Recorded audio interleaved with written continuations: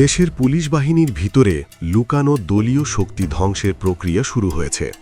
এবার আর কোনো ভুয়া ক্যাডার নিরাপদ নয়। ঢাকার অন্দরমহল থেকে দেশের ৬৪ জেলা পুলিশে লুকিয়ে থাকা দলের প্রভাব কেমন ছিল, এবার তা প্রকাশ্যে এসছে।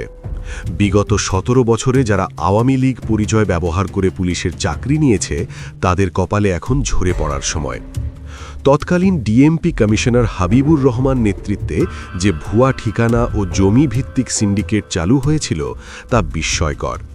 মূলত নিজের বাড়ি অন্য জেলায় থাকা মানুষরা শুধু চাকরি পাওয়ার জন্য ভুয়া ঠিকানা ও জমি ক্রয় করত।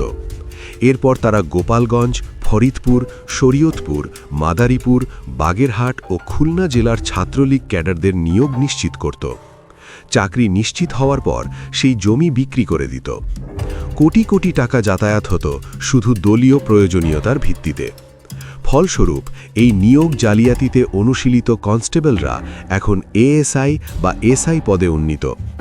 বিশ্লেষকরা মনে করেন, জুলাইয়ের ছাত্র জনতার অভ্যুত্থানের সময় যারা পুলিশের পোশাক গায়ে দলের ক্যাডারের মতো গুলি চালিয়েছিল, মূলত তারাই এই ভুয়া নিয়োগপ্রাপ্তরা। তবে সরকার এবার কঠোর অবস্থানে।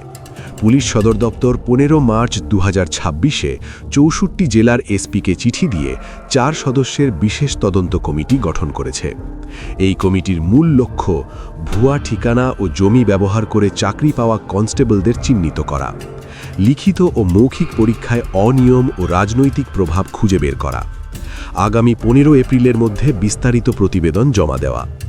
নিরাপত্তা বিশেষজ্ঞদের মতে এটি কেবল শেকড় উপড়ে ফেলার উদ্যোগ নয়, বরং পুরো বাহিনীকে কলঙ্কমুক্ত করার অপরিহার্য পদক্ষেপ।